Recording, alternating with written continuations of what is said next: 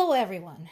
Well, as to be expected, the phone call between Trump and Putin that Trump had lauded as a fabulous step toward peace is crap.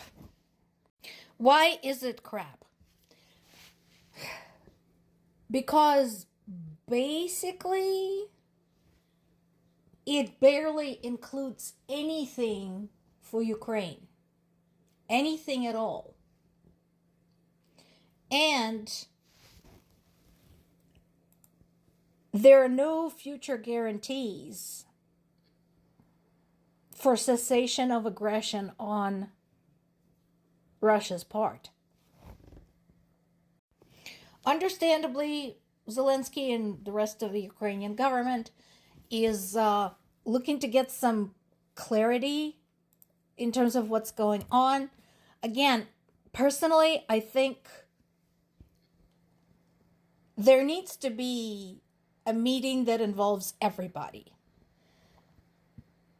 Russia, Ukraine, North Korea, Iran, China, all of European allies, everybody. Let's drag everybody to the table. Because let's face it, one way or another, all of those are involved. Now, notice, so the agreement includes energy and infrastructure. You know what that means? That means that Putin can still fire on Ukrainian civilians, on schools, on hospitals, cancer wards, maternity wards, etc., etc., and argue that he's not in violation of the ceasefire because those are not parts of the energy infrastructure. That is like a huge hole. You can drive the Titanic through that hole. And yet, that's what Trump is declaring a big step for peace. And notice, there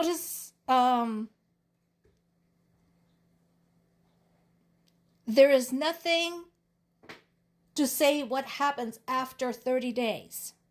And I agree with Zelensky.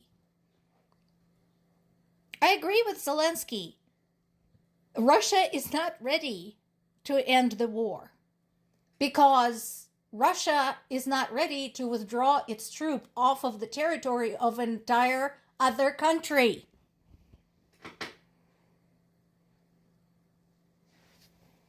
Of course, now Zelensky has to go and try to pound some answers out of Trump.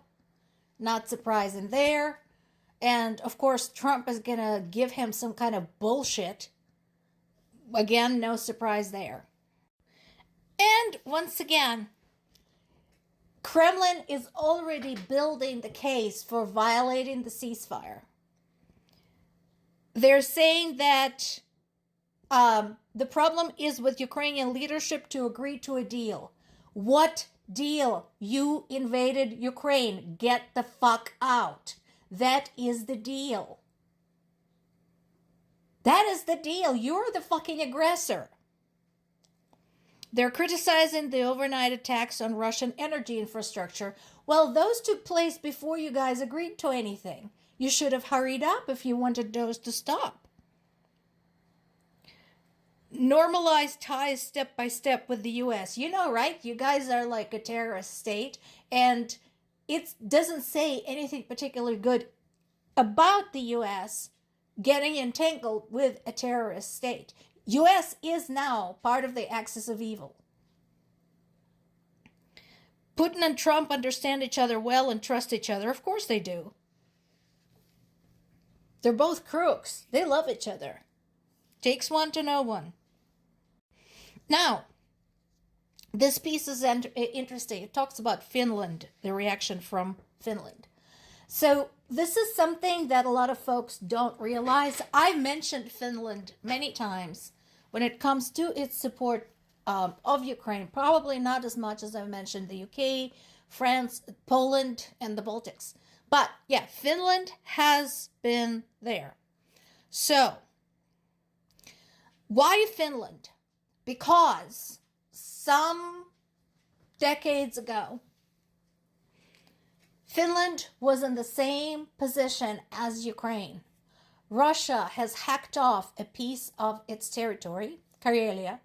If you don't believe me, look up Karelia in Wikipedia, look up history of Karelia and how it ended up being part of Russia. So, Finland had to give up part of its territory. Also, before that, Finland was kind of a on and off again part of the Russian Empire. And that never worked out well for the people of Finland. Again, you can read about that. How people were kidnapped, how people were forcibly Russified, stripped of their culture, stripped of their language. Sound familiar? Yeah. So Finland is there. And they have it right. It's yes or no. Considering what Trump is proposing is basically handing Ukraine over to Russia on a silver platter. You do the math. Case in point, immediately after the phone call with Trump, there was a massive drone strike by Russia against Ukraine.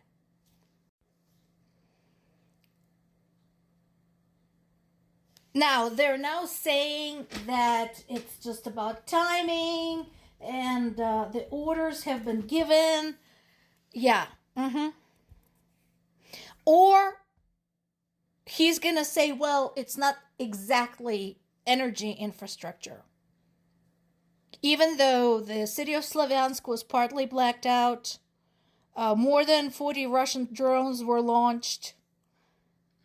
Night attack, typical. When people have nowhere to run. Yeah. So, as far as I'm concerned, the ceasefire has already been broken. And it hasn't been even 24 hours. Also, once again, like I frequently do, I want to bring you some personal interest to this.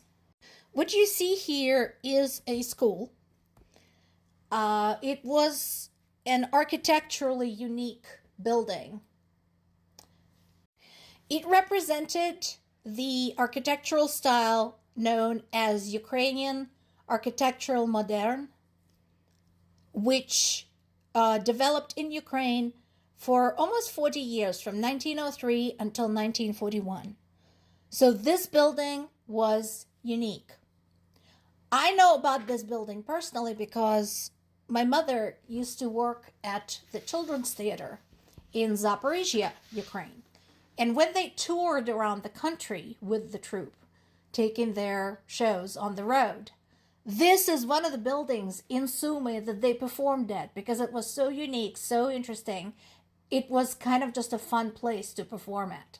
Plus, it was a school. Most people knew where it was, so it was really easy to put the posters up and tell them to just come to that particular school. This school has been destroyed 2 days ago. And because it is located only 3 kilometers, 2 miles, from the border with Russia and is constantly on the fire, rescuers couldn't get to it. There's nothing of it left. Yet another monument of Ukrainian culture destroyed forever. So for all of you who are saying, oh, it's just a territorial squabble, for a lot of us, this is personal.